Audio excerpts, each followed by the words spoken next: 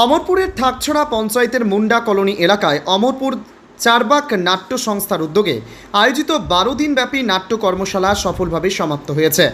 এলাকার শিশু কিশোরদের অংশগ্রহণে অনুষ্ঠিত এই কর্মশালা সচেতনতা বৃদ্ধি এবং সাংস্কৃতিক চর্চার প্রসারে এক গুরুত্বপূর্ণ ভূমিকা পালন করেছে। সমাপনী অনুষ্ঠানে উপস্থিত ছিলেন 42 অমরপুর বিধানসভা কেন্দ্রের বিধায়ক রঞ্জিত দাস, পঞ্চায়েত সমিতির ভাইস চেয়ারম্যান শ্রী শঙ্করানন্দ সাহা, ঠাকছড়া গ্রাম পঞ্চায়েতের প্রধান সহ এলাকার বিশিষ্ট ব্যক্তিবর্গ। অনুষ্ঠানে অংশগ্রহণকারী শিশুদের পরিবেশনায় নাটক, গান এবং বিভিন্ন সাংস্কৃতিক কর্মকাণ্ড দর্শকদের মুগ্ধ করে।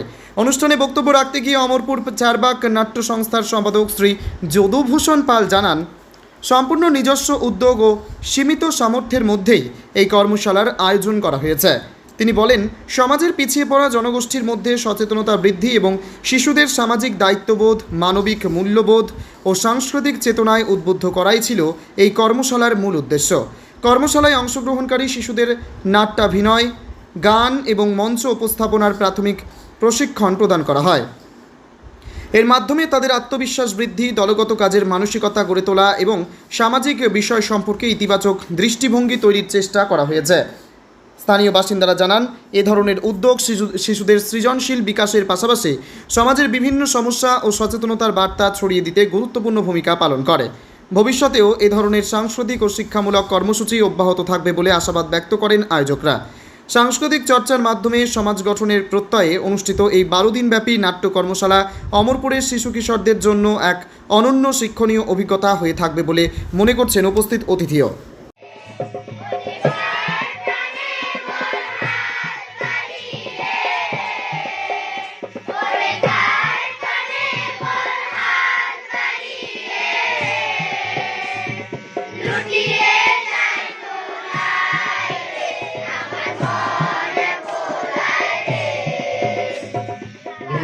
আমার ব্যক্তিগত পক্ষ থেকে এবং চারবাক নাট্য সংস্থার পক্ষ থেকে স্বাগত জানাই, অভিনন্দন, শুভেচ্ছা জানাই।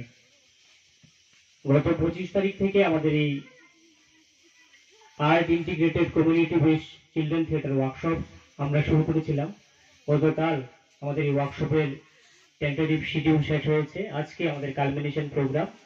এই কালমিনেশন প্রোগ্রামে আপনাদের আমরা এই ওয়ার্কশপে কি করেছি তার উপর ভিত্তি করে একটি ইম্প্রোভাইজড নাটক আমরা উপস্থাপন করব। তার সঙ্গে সঙ্গে এই কর্মশালায় ছাত্রছাত্রীদের সঙ্গে আমরা তাদের নিজস্বতা, পরিবার, শিক্ষা এবং সমাজ এই 4টি বিষয়কে through theatre in education pedagogy আমরা বিভিন্ন টেকনিক, কনভেনশন এবং টুলস হিসাবে ব্যবহার করে তাদের সেলফ ফ্যামিলি এডুকেশন এই টপিকগুলি, তাদের কি ভূমিকা, তাদের কি অবস্থান, তারা কি করতে পারে, তাদের কি করণীয়, এই সমস্ত বিষয়গুলি নিয়ে আমরা বিভিন্ন অ্যাক্টিভিটি, অ্যাকশন, কনভেনশনের মাধ্যমে আমরা করিয়েছেন। আপনাদের কাছে বিনম্রভাবে অনুরোধ থাকবো, তাদের পাশে থাকবেন।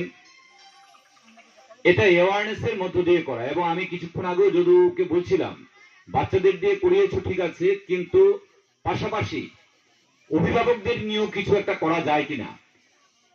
কারণ 1 দিনের বা 10 দিনের বা 15 দিনের ওয়ার্কশপ করে ছেড়ে দিলে হবে না। এটা কন্টিনিউয়াস সিসিই যেটাকে বলা হয়, কন্টিনিউয়াস কম্প্রিহেন্সিভ ইভালুয়েশন, এই সিসিই প্রসেসের কাজটা আমাদের করতে হবে। আপনারা তাদের সাহায্য করবেন আশা করছি। আর রাজনৈতিক সাংস্কৃতিক চেষ্টা করব, সদস্য হিসাবে আমরাও চেষ্টা করব যতটা পারা যায় এই ধরনের কাজকে এগিয়ে নিয়ে যেতে। কিন্তু এই ধন্যবাদটা কিন্তু আমি পেয়েছি যখন বাইরের কোনো লোক এসে আমাদের অমরপুরে কোনো সংস্থাকে ধন্যবাদ, সেটা বা পত্রিকা হোক, এবার ইলেকট্রনিক মাধ্যম হোক, কোনো ব্যক্তি যখন আসে তখন আমি কিন্তু বেশি গর্বিত হই, উৎফুল্ল হই যে আমাদের অমরপুরের মানুষের প্রতি যে বাইরের মানুষের কাছে একটা চিন্তাধারা যাওয়া, এটাই আমাদের সবচেয়ে বড় প্রাপ্য। তো এখানে সংস্থার থেকে এই প্রাপ্যটা আমি মনে করি বেশি করে পেয়েছি। কারণ এর মধ্যে আমি এখানে মাননীয় প্রধান সাহেবা রয়েছেন, ওনাকে ধন্যবাদ জানাই। কোনো সংস্থা যখন কোনো অংশগ্রহণ করে, এলাকার লোকের যেখানে যারা প্রধান রয়েছে, যারা মেম্বার রয়েছে, তাদের একটা সহযোগিতা দরকার। সবকিছু অর্থ দিয়ে হয় না, অর্থের সঙ্গেও আমাদের নিজস্ব একটা সহযোগিতা করা, এখানে তাদেরকে বসার জায়গা করা দেয় বিভিন্ন বিষয়ের মধ্যে। এগুলো কোনো একটা সংস্থা কোনো কিছু করতে গেলে তার পারিপার্শ্বিক যারা থাকে, এখানকার যারা এলাকার লোক থাকে, বিশেষভাবে যারা নির্বাচিত জনপ্রতিনিধি তারা থাকে এবং তাদের একটা মুখ্য ভূমিকা থাকে। তো এই দিক থেকে মাননীয় প্রধান সাহেবা, মাননীয় লতাদি মহোদয়া, উনি আমাদের এখানে সেটাকে আপনাদেরকে যথেষ্টভাবে সাহায্য করেছেন। আমি ওনাকেও আন্তরিকভাবে ধন্যবাদ জ্ঞাপন করব। এবং আপনারা এটা শুনেছেন যে আমাদের এই পঞ্চায়েতটা আমরা পুরস্কৃত হয়েছিলাম, কারণ এই থাকছড়া পঞ্চায়েত আমরা সারা ভারতবর্ষের মধ্যে দ্বিতীয় হওয়া চারটিখানি কথা নয়। তো এই পুরস্কার কিভাবে পায়? এই যে আজকে আমাদের চারবাগ নাট্য সংস্থা ছেলে মেয়েদের যে নাট্য অনুষ্ঠান, এগুলো একটা সময় সেন্ট্রাল গভর্নমেন্টে যে একটা পঞ্চায়েত কি কি ব্যবস্থা নিচ্ছে, তো এখানে চারবাগে যারা সেটা করছেন, এটা এই পঞ্চায়েতের একটা বিশেষভাবে একটা সময় এই কাজটাও তাদের এই পঞ্চায়েতের সঙ্গে পঞ্চায়েতকে কোনো পুরস্কার বা সম্মানের জন্য এই কাজটাও বিশেষভাবে সহায়তা নেবে।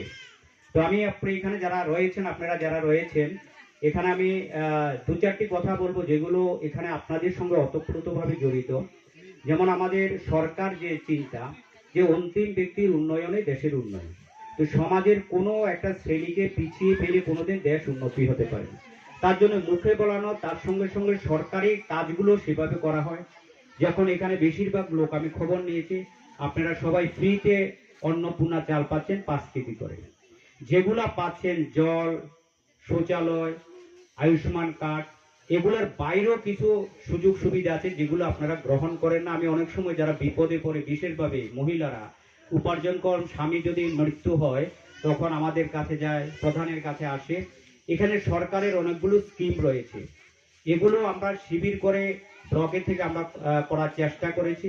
যেমন অন্তর্দয় যারা পরিবার রয়েছে, যদি তাদের কোনো পরিবারের কোনো কন্যা সন্তান জন্ম করে 2 জন, তাদেরকে সরকার ফিক্সড 50,000 টাকা দেবে 18 বছর হওয়ার পরে। এবার শিক্ষার জন্য, বিবাহের জন্য